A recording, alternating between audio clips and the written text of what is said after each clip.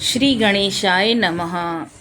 श्रीमद् भागवत गीता के 12वें अध्याय का महात्म्य।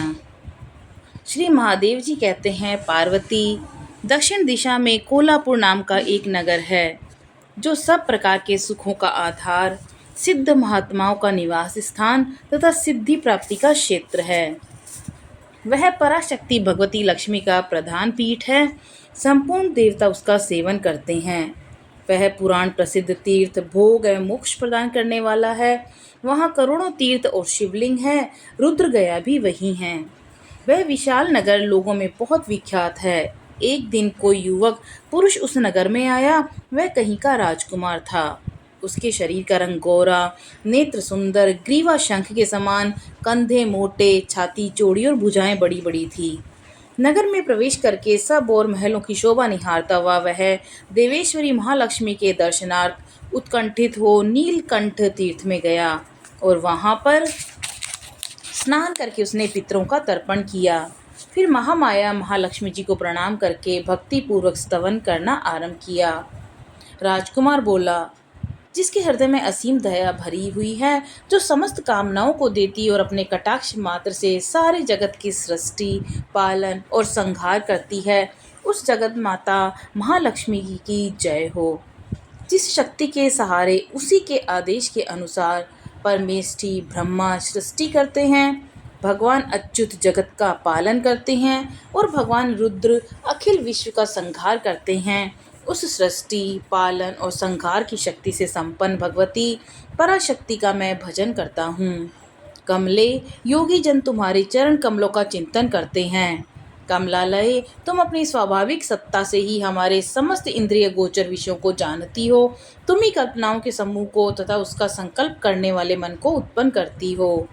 इच्छा शक्ति, ज्ञान शक्ति, क्रिया शक्ति, ये सब तुम्हारे ही रूप हैं। तुम परा संवित परम ज्ञान रूपिणी हो। तुम्हारा स्वरूप निष्कल, निर्मल, नित्य, निराकार, निरंजन, अंतरहित, आतंक शून्य, आलंबहीन और निरामय है। देवी, तुम्हारी महिमा का वर्णन करने में कौन समर्थ हो सकता है, जो षट चक्रों का भेदन करके अंतःकरण के 12 स्थानों में विहार करती है। अनाहत, ध्वनि, बिंदु, नाद, कला, ये जिसके स्वरूप हैं, उस माता महालक्ष्मी को मैं प्रणाम करता हूँ।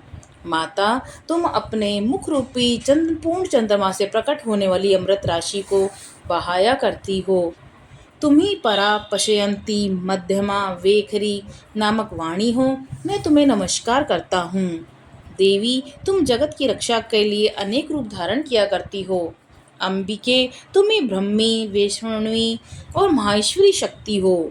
वाराही, महालक्ष्मी, नारसिंगी, ऐन्द्री, कौमारी, चंडिका, जगत को पवित्र करने वाली लक्ष्मी, जगत माता सावित्री, चंद्रकला और रोहिणी भी तुम ही हो। परमेश्वरी, तुम भक्तों का मनोरथ पूर्ण करने के लिए कल्पलता के समान हो। मुझ पर प्रसन्न हो जाओ।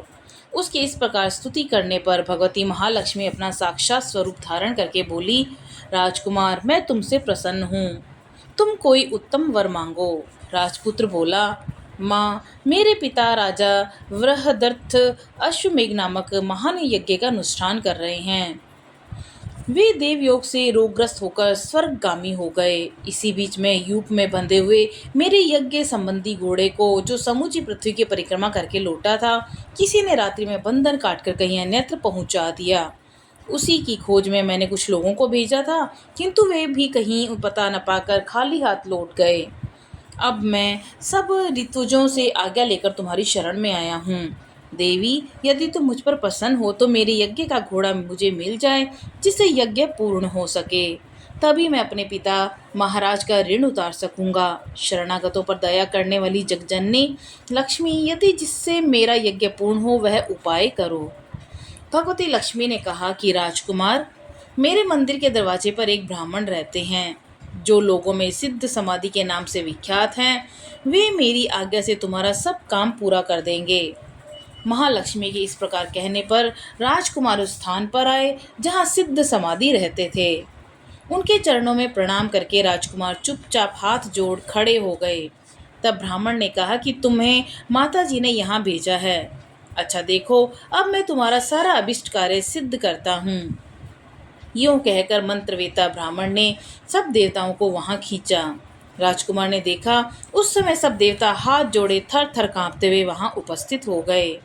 तब उन श्रेष्ठ ब्राह्मण ने समस्त देवताओं से कहा, देवगण, इस राजकुमार का अश्व जो यज्ञ के लिए निश्चित हो चुका था, रात में देवराज इंद्र ने चुराकर अन्यत्र पहुंचा दिया है। उसे शीघ्र ले आओ।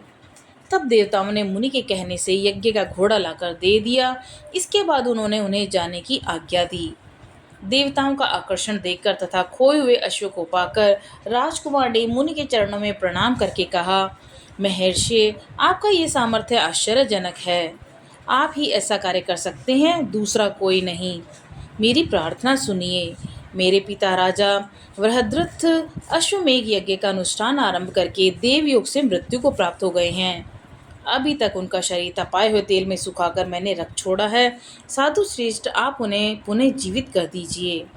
यह सुनकर महामुनि ब्राह्मण ने किंचित मुस्कुराकर कहा, चलो, जहाँ यज्ञ मंडप में तुम्हारे पिता मौजूद है, चलते हैं।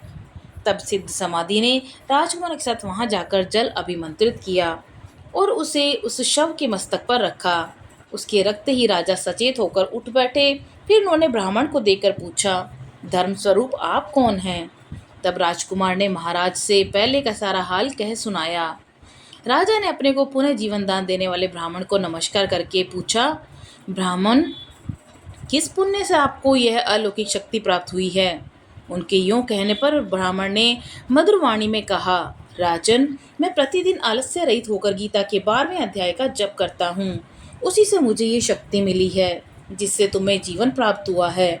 यह सुनकर ब्राह्मणों सहित राजा ने उन ब्रह्म ऋषि से गीता के 12वें अध्याय का अध्ययन किया। उसके मातम्य से उन सब की सद्गति हो गई। दूसरे दूसरे जीव भी उसके पाठ से परम मोक्ष को प्राप्त हो चुके हैं। बोलो श्री कृष्ण भगवान जी की जय।